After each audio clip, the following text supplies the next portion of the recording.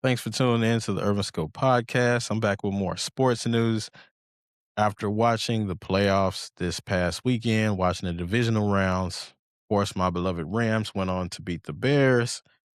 And man, it was a very tough game, but it had me thinking too, on a side note, Caleb Williams is phenomenal.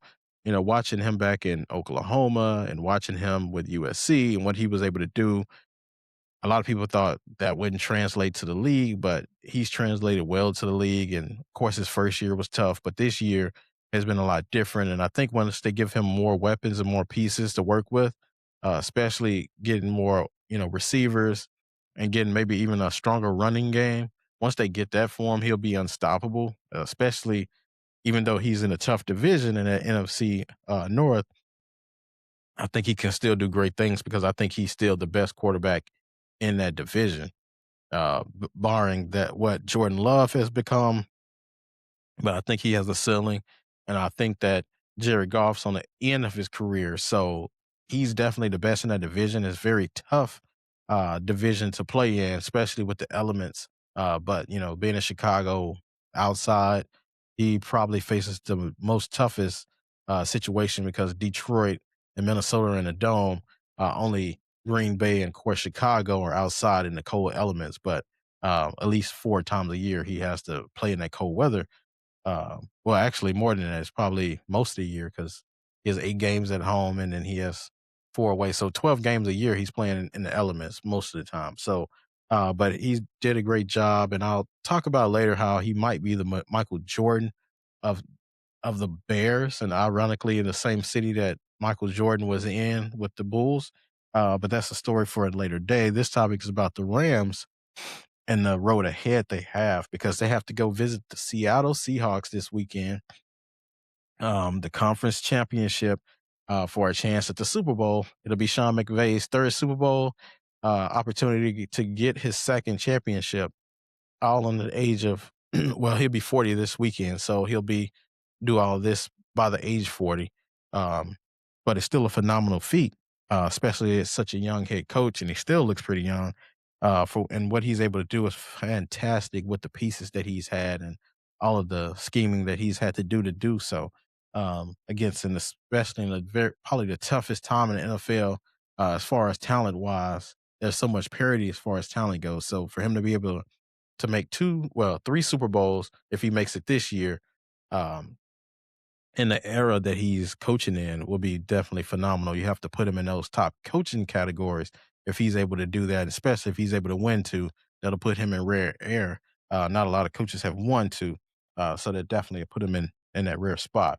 But the Rams against the Seahawks this year in the regular season, of course, we won one of the 2 games, but both of the games have been separated by only a point and a half. So it's been very tight. And the last game went to overtime. We beat them by, I want to say, 2 points the first meeting.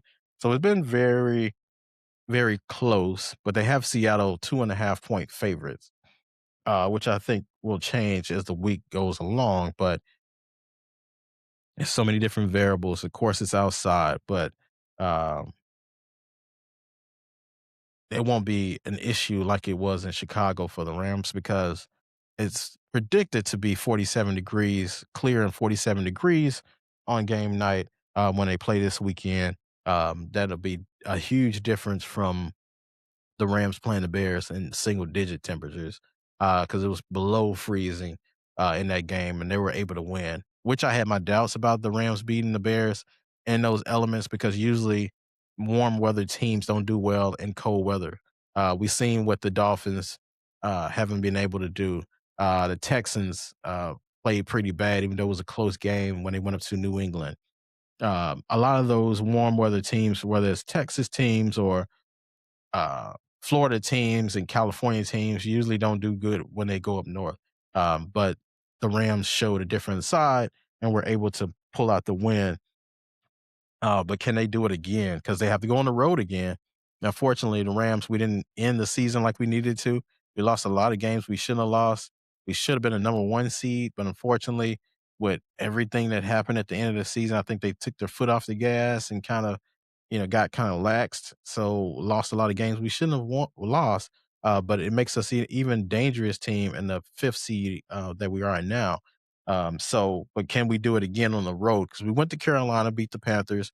We just went to Chicago, beat them. Can we go up to Seattle and do the same thing? And I think it's a simple answer. I think, yes, we can do it, and I think we will, for the simple fact of two reasons. I think we'll run the football, unlike we didn't do in Chicago, which were made to run the football in those elements, but we didn't do it. I mean, Kyron Williams still got 87 rushing yards on 16 carries, which I believe he should have had well close to 150 if we ran the football amount of the times that we are supposed to, even though he's not that, Bill Horace running back or whatever they call it. He can still get those yardage. So I think they will run the football more this game against Seattle because it's the haymaker or it's the jab to set up for the haymaker, so to speak, in boxing terms, that the Rams need. Because when you're rushing that football, it brings that safety down, it brings those linebackers down, and then you can play action off that, and you can get to Puka Nakua, and you can get to Devontae, and you can get to all these other pieces. Even Kyron Williams out the backfield or Blake Corum and these guys can get going because we know the offensive line can hold up. But I felt like they neglected to run a lot in that Chicago game, and it definitely needs to be emphasized this game because it's going to be a physical game, and we know what we're going up against. We faced the same team twice, so it's going to be definitely different. Um, but that passing game needs help from that run game because Puka and those guys can get open. Uh, but you're going to need those safeties to to feel the run a little bit. You need those cornerbacks to feel the run a little bit, those linebackers. So it's going to be done in the trenches as well, which I think that over McVay sometimes overthinks the game plan sometimes because he's such a genius at this stuff. Similar to people off his, tree, like um, some of those brainier guys like a Ben Johnson when they talked about him and all of these younger coaches that came around the same time McVay did or a little bit after. They are geniuses on offense, but they overthink it sometimes. And sometimes you just have to keep it simple running game, play action off of that, things like that, which I think they will do for this game. But the biggest key in this game for the Rams is the defensive line. Can those guys get to the quarterback? Can Puna Ford? Can Jared Verse? Can even Landsman? Can those guys get to the quarterback? Because I believe you can make Sam Darnold look like Sam Darnold with the defensive line playing like they should play. And you're going to probably have to do it with just your four by rushing four and sending everybody else back. Because if you can do that, I think you can disrupt what Sam Darnold do, make him see ghosts. Because I don't think this Sam Darnold will show. And plus, I don't want to see Sam Darnold in a Super Bowl playing quarterback. I don't think that's good entertainment for anybody. I don't think that's something we want to watch. We'd rather see Matt Stafford play.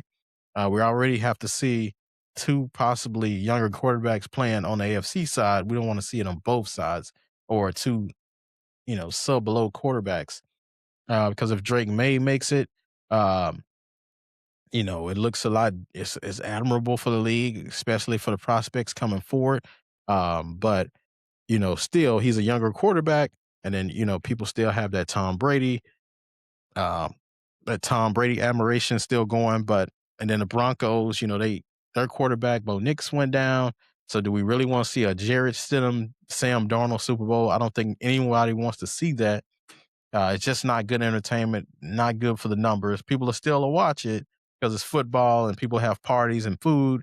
But for the sake of history, I don't think anybody wants to see a Jared Stidham and a Sam Darnold Super Bowl. It's just not good entertainment.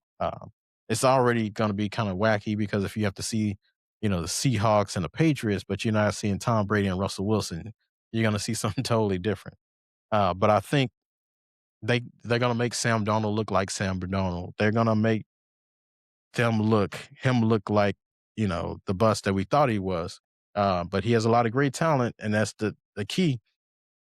Because if you can't get to Sam Darnold, he has Kenneth Walker in that backfield. Charbonnet's out for the season, but he has JSN on the outside.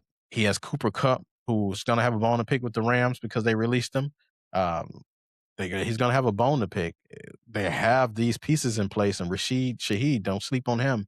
What he can do in the kick return, punt return game, the big playability, getting downfield, and our DBs on the Rams are not the greatest, but they're serviceable.